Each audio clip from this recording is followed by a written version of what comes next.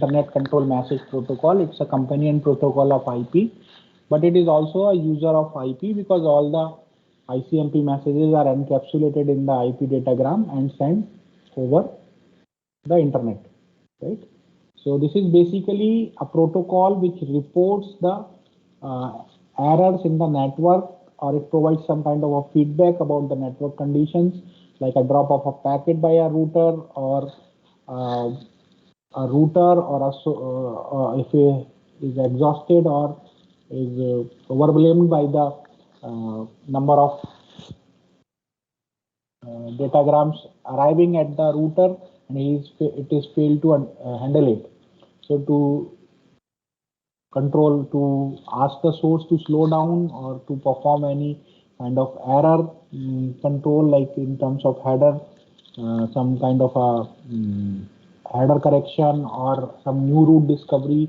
So anything related to this is being reported in terms of messages by the ICMP, okay, to the source or to the routers. Okay, these messages are exchanged in between the source and the router, or between the two routers, or between the two sources, right?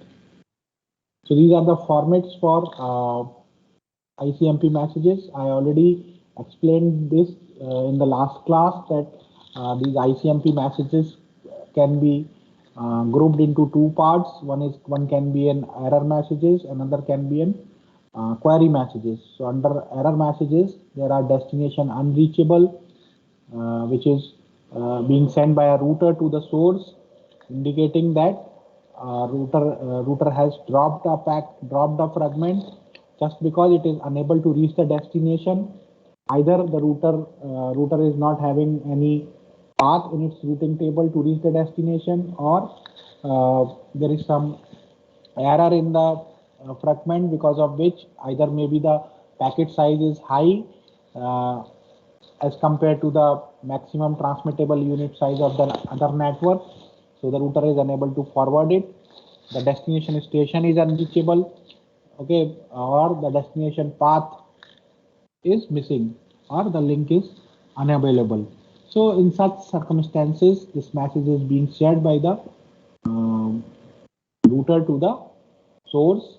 Similarly, time exceeded, this says about the datagram lifetime expiry, about a datagram source quench to slow down, for like it's just like a choke packet that we discussed in the previous class. Choke packet sent in the direction of the source, asking the source to slow down the pace of generating the packets, right? Parameter problem related to the header issues, like if any errors are there in the header, so that will be a parameter problem. Redirect message, if a new route is discovered by the router, so it just guides the source, guides the other router to consider the new route for sending the packet. Then the query messages like echo request, echo reply, just to know whether the other party exists. So whenever a router wants to know the availability of another router, it sends an echo message. So if the other router is available, it replies back with an echo reply message. So a connection can be established, right? Similarly, timestamp and timestamp reply messages are used to measure the delay characteristics of the network. So if you will want to measure that how long it takes for a datagram to through the network, right? So that is basically done by using this timestamp messages. A timestamp is put on the datagram when it is sent from the source to the destination. That time is recorded, okay, at the destination, and from the destination once again it is sent back to the source, and the time is recorded. So in that way, the delay characteristics of the network can be identified, right? Similarly, we also did this the next message, that is address mask request and address mask reply message. That is basically mask request. If you remember, we did subnet masking. So subnet masking. So if a router is not knowing about a subnet mask to be applied on a IP address, right? On a datagram arriving from outside the network, outside the internet. So it is so it broadcasts this address mask request message to all other routers in the network, and the routers which is having this address mask replies back with this address mask to the router requesting that, right? So these are the ICMP messages. Okay, so here you can see this, some of the things are common. The type says about the type of the message, whether it is a what kind of message type, and then the code for a particular type of messages, right? Like a destination that's reachable, there is a particular code, right? Checksum, okay, IP header plus 64 bits of original datagram, right? This is a destination. Similarly, in everywhere you will find, right, checksum, pointer is required to say the position, right, of the original datagram. So parameter problem, and like that, these things you need to remember, right? These header formats, but the importance you should understand. Now ICMP is over. Now we are moving to IP version 6. So as we have seen in IPv4, we had a 32-bit address, okay, that possibly generates around 4 billion addresses, but still we migrated from IPv4 to IPv6. The reasons are like the first reason is that the address depletion. I told you that most of the addresses assigned to different classes, right? We saw that there is a class A, class B, class C, class D, class E. They all remain unutilized, right? They got wasted. So that was possibly the one of the reason, because of if you see the widespread growth of the internet, right? And the number of users are increasing daily, right? So the possible, the most probable reason was the depletion of the address space. Secondly, as the internet is growing and the number of users are increasing, at the same time, the requirement for different type of services are also increasing, right? We want more variety of services, right? So to cater different kind of services to the users, a possible revamp was required in IPv4, because IPv4 services were only limited. Okay, we will see that once we do this part, we will see that what are the limitations in IPv4 services. Because if you remember that there was IPv4, I told you that IPv4 only provides the best effort service, right? That is, the best effort service means that whatever is the resources available in the network, okay, and the best you can extract from that is only the best effort service. It doesn't provide any error and flow control, as you have seen, and it is being taken care by the ICMP, right? So the services are enhanced in IPv6, okay, because as you can see that. And then the third reason is the security concerns, right? The security enhancement, because as you know that the internet is growing, there are more chances that we may have to compromise our data if we do not use any good security scheme in the internet, right? So to provide that enhancement in the security, right, we go for this IPv6, right? So IPv4 was the current version, IPv5 was the streams protocol, IPv6 replacement for IPv4, right? During development, it was called as IPing, then the next generation, right? NG stands for next generation, IP for next generation. So why to change IP? Because of the address space exhaustion, because there was a two label addressing in that, network and host, waste space. Network address is used even if not connected to internet. Growth of networks and the internet, because of the widespread growth of the internet, extended use of TCP IP. single address per host. You want to provide a single IP address to each host, right? So the requirement of new type of services is another reason of migrating from IPv4 to IPv6, right? So what are the enhancements made in IPv6, right? If you see that now in IPv6 we have a 128-bit address. Unlike in IPv4 we have 32-bit address, now it is 128-bit address. So you can imagine that what is the possible number of addresses that we can have 2 to the power 128 is a very huge number, right? So we have a very large address space that can cater the need of internet users, right? Improved option mechanism. As I told you that some of the options, as you are seeing that the option part in IPv4 was very limited, right? It only cater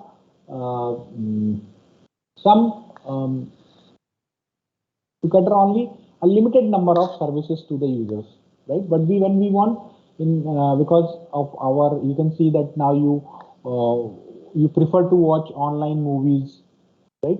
And you find that earlier if you had used you would have felt that there is a issue of this buffering, right? थोड़ी देर movie चलती थी and then you feel that it is buffering, but now we do not feel like that, right? Because of this improved things, we do not feel like those things, and now you can see that the entire things are online, right? So and without, very rarely we find some glitches in the internet, otherwise there is no glitch, right? Technical glitch we observe. So separate optional header between IPv6 header and transport layer header. So optional header, which was earlier a part of the base header, if you see here in IPv4, I show you, you can see here this options, right? These options or optional headers, right? They were part of the base header. So the minimum size of the base header was 20 octets, and as per the options added by the user, right, this base header size increases, right, to 60 bytes, right? So the header was the minimum size was 20 octets to the maximum size of 60 octets, right? So this optional header is based on the number of options added. So this was a part of this base header, right? This is a part of this base header. But in IPv6, this optional headers are not a part of the base header. The base header is separate and this optional header is separate. So what will be the consequence of that? The consequence of this will be that now my base header will not vary. Like in IPv4, my base header varies from 20 octet to 60 octets. The base header size is base header because options were part of a base header, right? But now, and you just imagine the scenario, like how it will improve. Just now I told you that now we are not experiencing any buffering or this type, because now the processing delay at each router will be reduced. Can you answer why? Why it will be reduced at each router in IPv6 as compared to IPv4? Can you answer my question? Sir, what will be reduced? Processing delay at each router.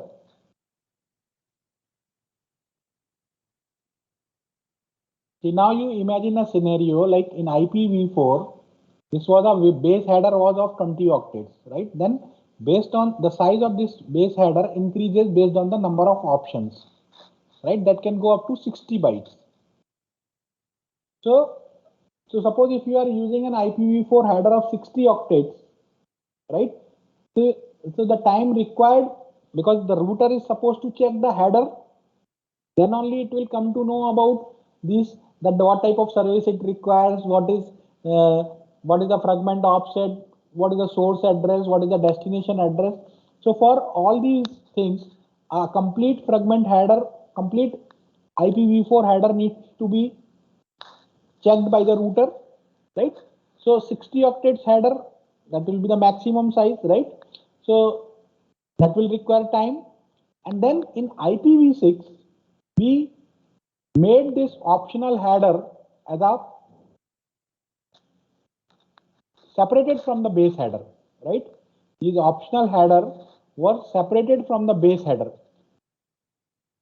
So what will be the effect of that?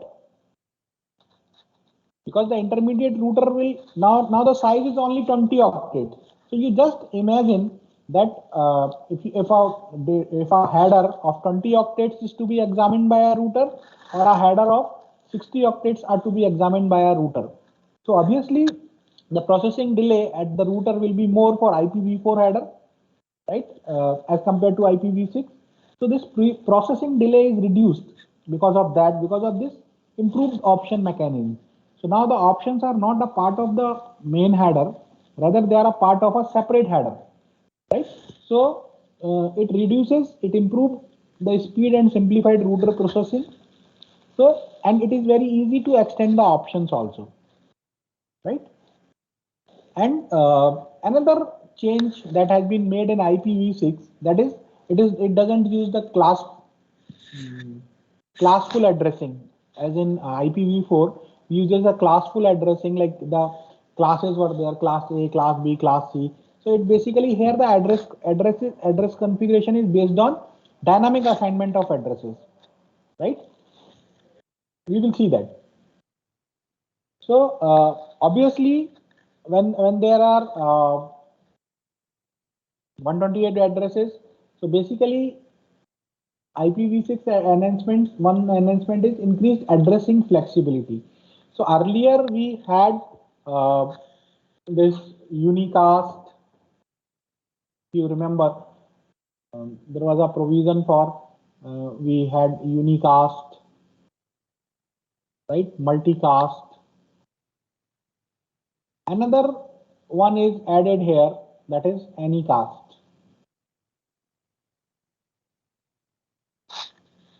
Right? Can you say what is unicast, multicast, anycast? Can you say?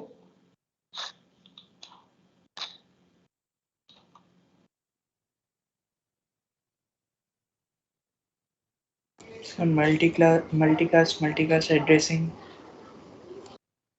Multicast addressing, but you just remember here that here, as you know that earlier your network address, your IP address was a combination of two parts, network address and the host address, right? And now it is 128-bit address. Since time is very limited for us, so I'm not going into that details. If you want to see, you can see in that Forozan it is given, right? Forozan it is given. There is a there is some prefix, right? 112 bits defines the address, and there are other bits are out of this 128. There are other prefix bits, right? So this 128 or 112 bits identifies whether it is a group address or it is a single address.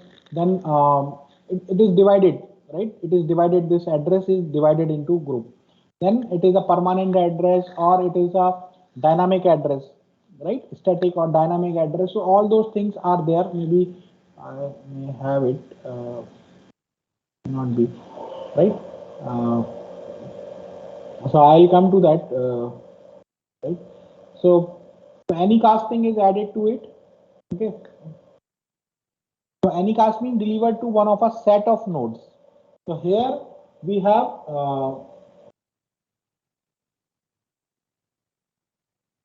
so here it is not an address. It sends an it is a unicast means identified by a single interface, single address, right? Anycast हो गया set of interfaces connected to a set of nodes, right? So based on the nearest distance, I will talk about this anycast address. This is a 128 bits address. It can be divided into these things. I told that it's a global address or a local address, then permanent, non-permanent, right? And multicast address, right? All those things can be, this can be splitted up, 128-bit address. So we will talk about, okay, we will talk about it later when we go to the addressing part. Then there is a support for resource allocation, right? I already told you what do you mean by resource allocation, like uh, as I had given you an example that whenever you travel, you book a berth in the train, right? Uh, in a second AC, third AC, sleeper class, right? So based on and if you do not get anything, right? If you do not get any reservation in any class and you have to travel in any condition, then what is left out? The left out is either if you have to travel it by train only, then the option is that you have to travel in the general class, right?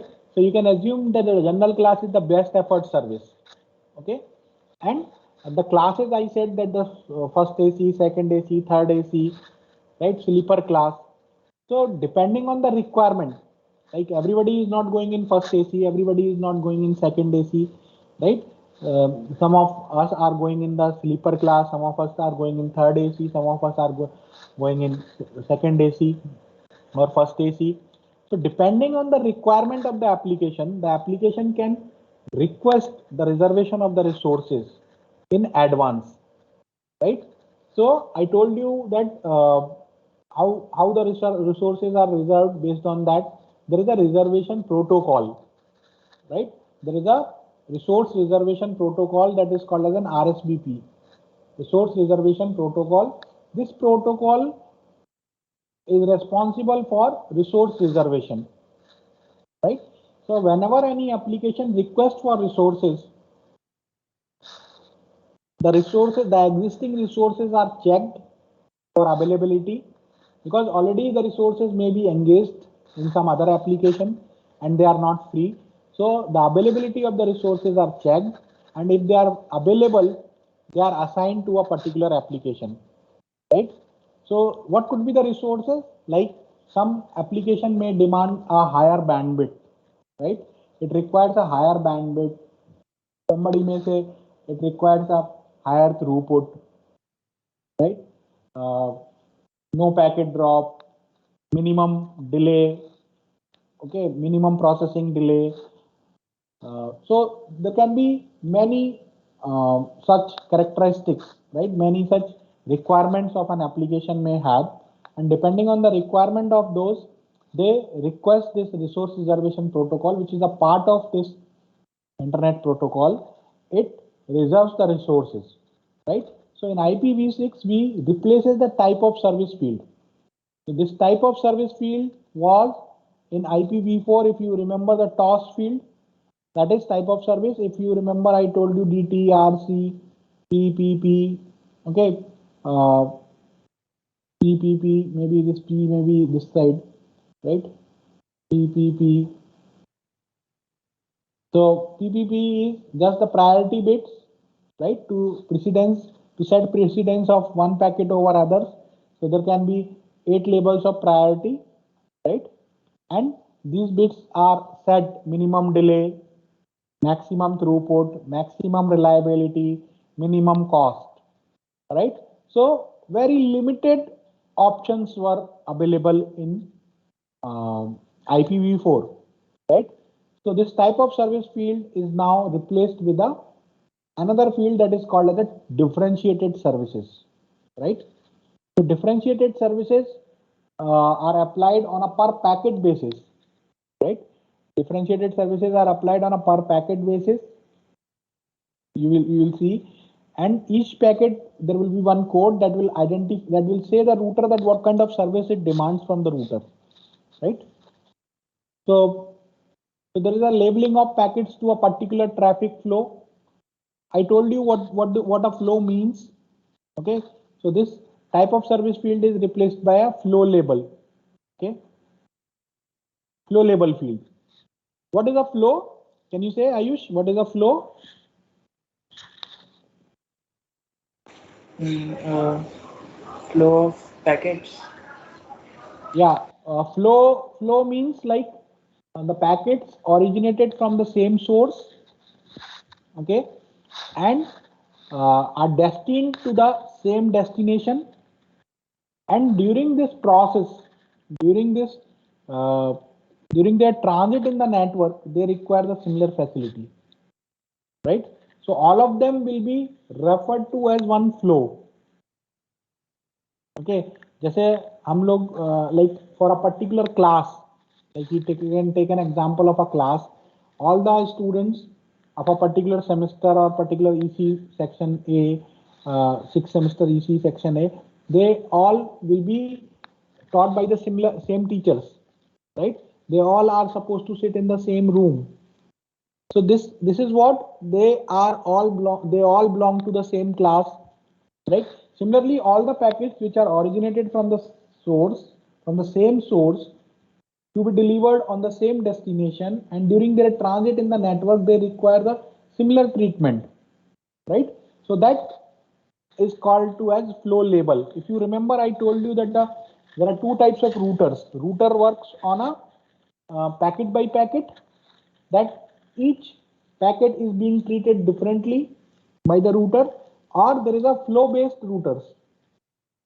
Flow based routers means they check the flow number, just like a routing table. In each routing table there is a flow table, okay? Just like a routing table, there is a flow table to be maintained by the router. Router checks each flow, right? Each flow means one particular application, all the packets which are originated from one source to the same destination requiring same, so they are referred to as one flow, right? You can say one flow one, right? It requires these are the services. Flow two, right? So the routers identify this flow number, which is a part of IP header, and based on that, so how does it improves the transmission? Because all the packets need not to be checked by the router, so processing delay is reduced. Each packet will not be checked by a router, only it will check the flow number, and all the packets with the same flow number will be treated in a similar manner, right? All will be passed directly. Individual packets will not be treated, right? So that saves a lot of time. Okay, so so that is called as a spatial handling. Okay, spatial handling, and this type of things are required, especially when we are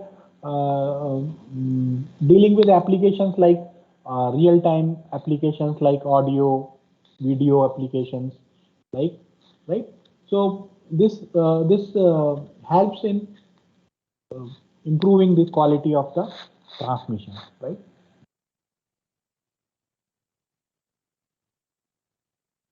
So now you just compare this IPv6 structure. This is the IPv6 header, right? IPv6 structure header structure. You just compare it with the IPv4 header. You will find that this is what the IPv6 header, right? This is a base header, you can say, and it is fixed. It is fixed of 40 octets, right? While in IPv4 it was varying from 20 to 60 octets, depending on the number of options being added by the application, right? So here we are having only 40 octets, right? And then these are all option headers, right? These are all options header which can be added between the application data, that is what the data which is coming from the higher layers, right? The user data, and in between the IPv6 header and user data, application data, these optional headers can be added, right? These optional header can be added. So what exactly happening at the router? Router is only concerned about this header part, right? So router is checking that for forwarding this datagram, router is checking this header, and it is only need to process only these 40 octets, right? Because whatever be the size of these very optional header, router is not concerned about that part, right? So these are the optional headers. So it improves processing at the router. So it reduces the processing delay at the router.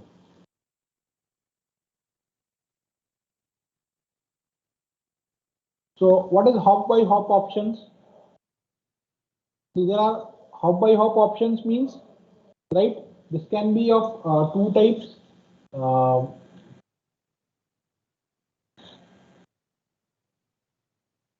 So this is basically used, hop by hop option can be used like whenever you are sharing, whenever some information needs to be seen by each router on the path, right? Then this hop by hop option can be used. So each router will check it. Okay, so it basically carries an optional information that needs to be checked at each router. So suppose if a new route is discovered, so such information is to be passed. So that means that is to be passed to all the routers in the network. So that will be an hop by hop option header, right? So or anything which is required. Similarly, routing header.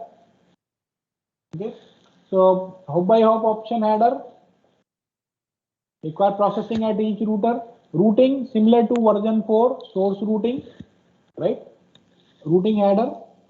So there are options. Routing में options होता है. You have fixed routing, right?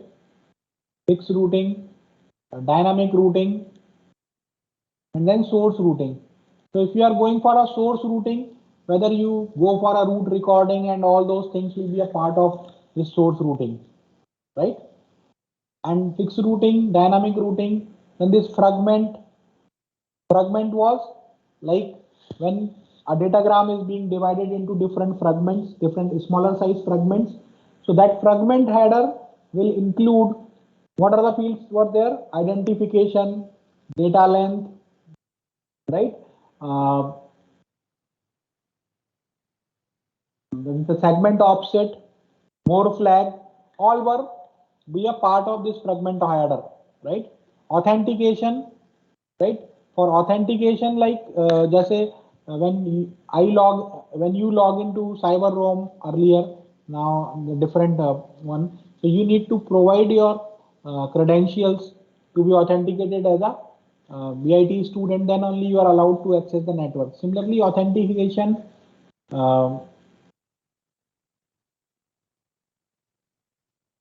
to basically in authentication we check three things, right? You can check the user identity, whether you will be getting it from the your source is correct, right? Then suppose if a message is there like that, I will say message authentication, but like a user authentication, you have to provide your user ID and password, then you will be authenticated on a network, right? Encapsulating security payload. So that means this is called ESP. ESP is nothing but like suppose some of the messages are to be encrypted and then sent over the net, right? Because internet is a place, it is a public network. Any intruder can see the can have access on your data, right? Can examine your data, right? There are various things that we will see in detail that what they can do, there are two types of attacks: active attacks and passive attacks. So to prevent them, to prevent your data from such active and passive attacks are invisible, right?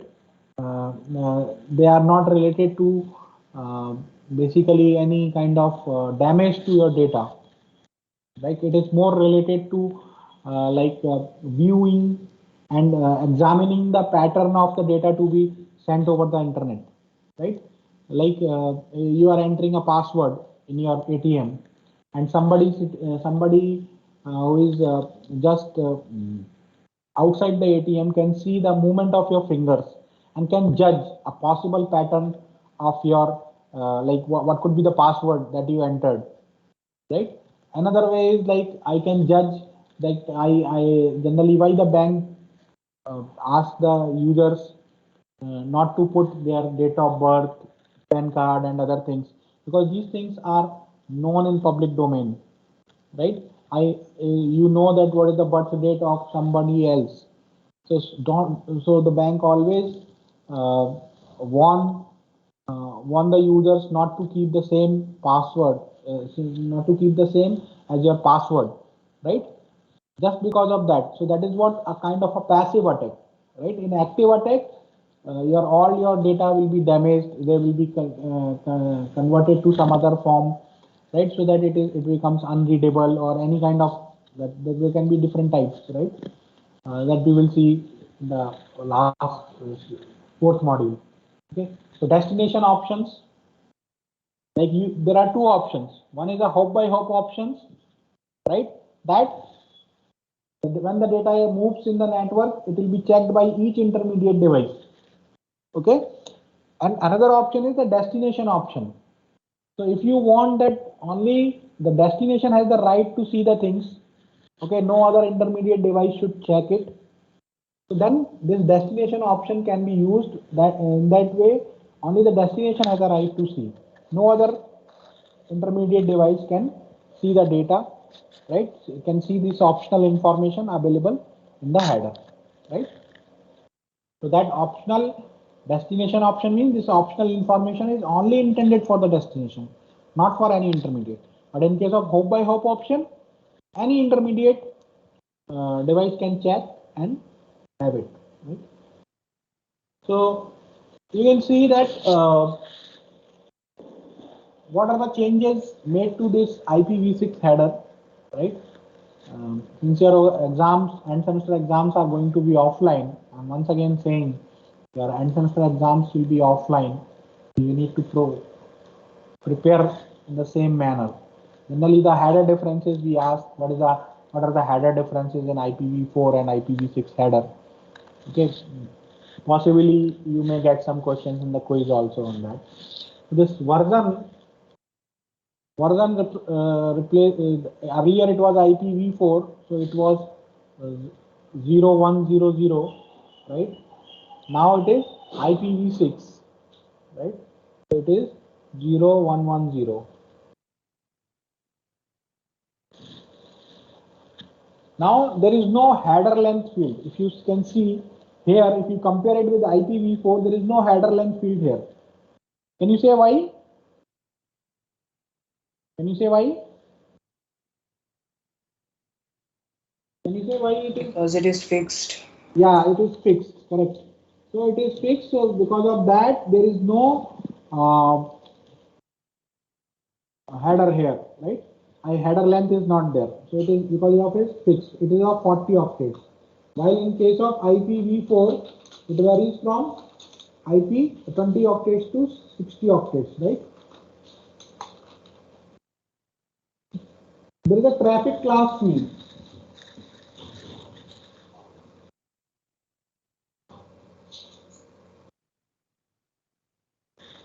So earlier, this was used as a toss field in IPv4.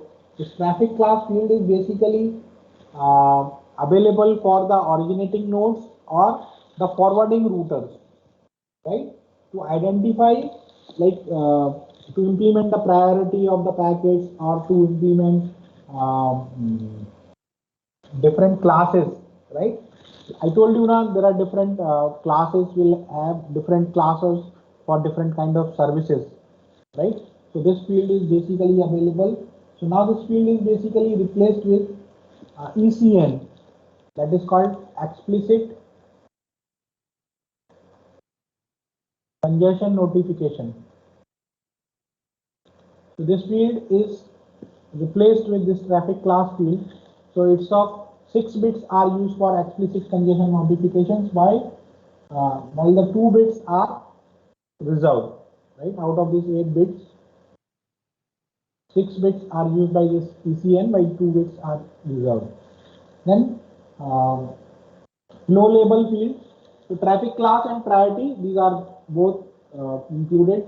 So So you can see here, this is basically used by to set a priority among different IPv6 packets, okay, of different classes. Flow label, as I told you, a flow label is of 20 bits.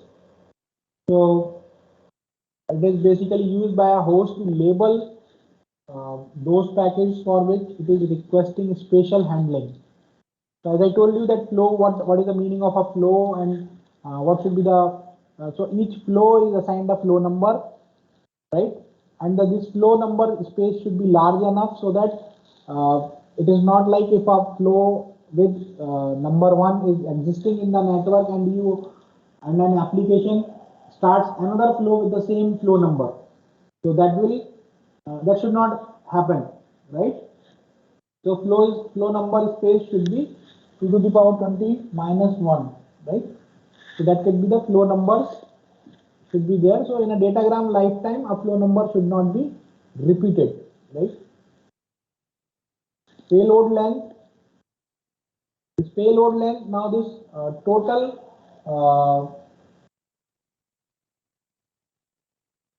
so this payload length has replaced the total length field. So here this payload length specifies the data part, like the optional headers plus user data, except the IPv6 header.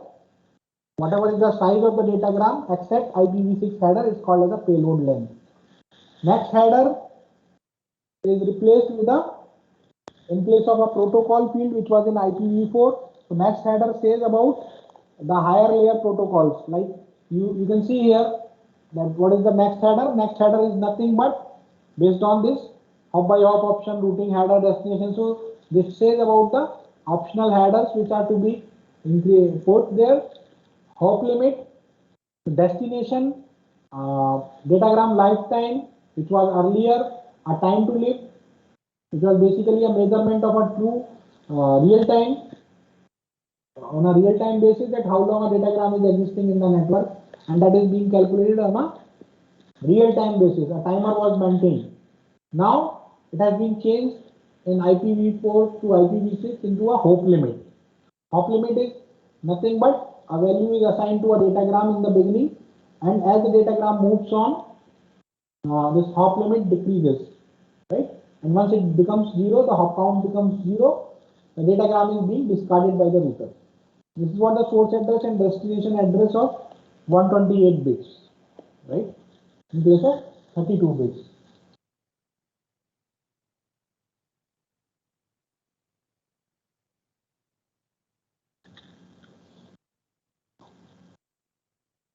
So this is IPv6 header. So traffic classes or priorities of packet is still under development. So this field is basically replaced with ECN, right? Explicit condition notification. Flow label used by host requesting special handling. So I told you what is the meaning of a flow label. Payload length includes all extension header plus user data except the base header. Always remember, the base header is of fixed type here in IPv6. Next header identifies the type of header, means that the options you people are using, or next layer, source address, destination address, right?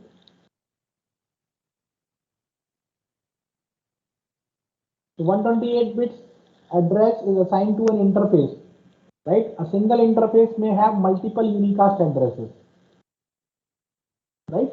So rather than assigning on a particular node, it is assigned to an interface. This IP address, IPv6 address, 128-bit address is assigned to an interface, and from there you have multiple unicast addresses. So three types of addresses are here in IPv6. Unicast, that is a single interface. Anycast, it consists of set of interfaces, typically different nodes, and delivered to any one interface, which one is the nearest one.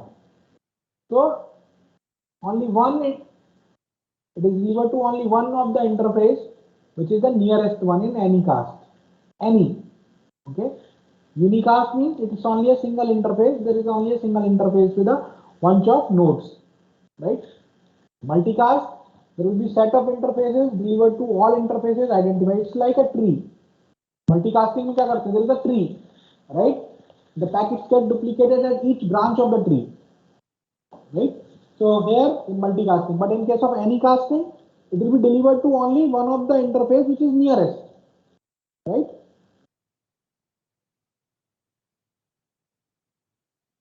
So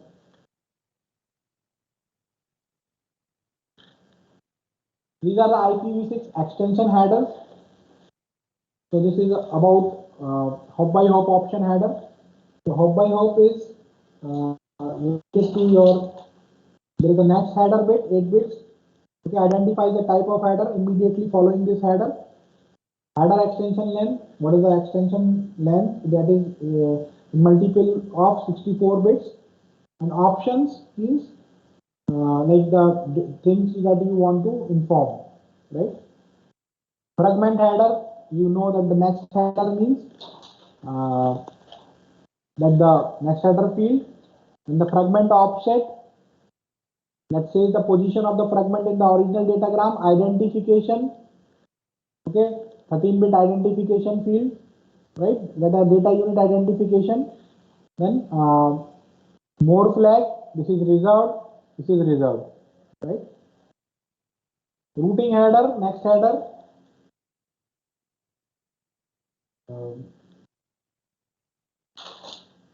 Routing header, next header, header extension length, routing type. Routing type means whether it is fixed routing, dynamic routing, source routing, okay? The type of specific data that you want to share. So type 0 routing header means, so if you want like a source routing, if you want to go, then the address or the route recording you want to perform, so this will record the route. So what are the intermediate nodes are there on the route, all their addresses will be recorded in this header, right? There is another thing that I forgot to mention, that there is a jumbo payload. Here, hop by hop option. So there is a next header extension length. Options में there is a pad 1. Insert 1 byte of padding into option area of header. Pad n means it is more than 2 bytes in the answer. Header is a multiple of 8 bytes. Jumbo payload, you can give up to 6553 octets. That is the size of a datagram, maximum size of the IP datagram. Router alert. Okay, so this can be done. So basically this jumbo payload is used whenever IPv6 has data, IPv6 package has data more than this 6553 octets. So then this jumbo payload is used, right? So this facilitates basically the transmission of large video packets, and it allows basically IPv6 to use the capacity in an effective manner of the transmission medium. Fragmentation, header fragmentation are only allowed at source. See the another difference. Please note this, that earlier in IPv4 the fragmentation was done by the routers, right? So when the router were not, so what was the effect of that? As the datagram passes by in the network, the fragment size gets reduced, right?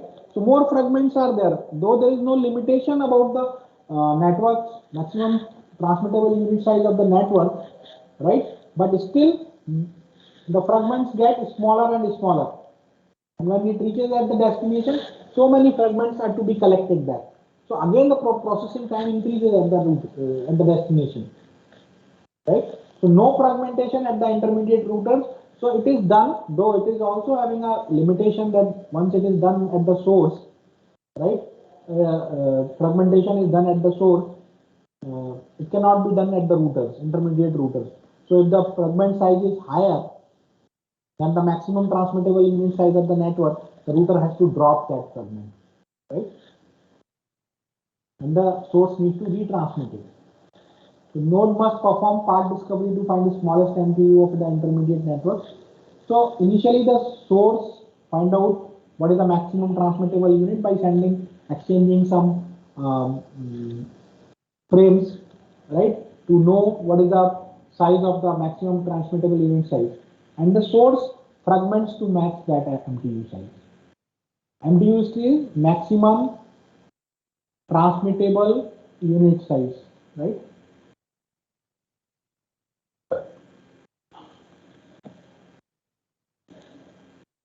Okay, we will do it in the next class because time is over.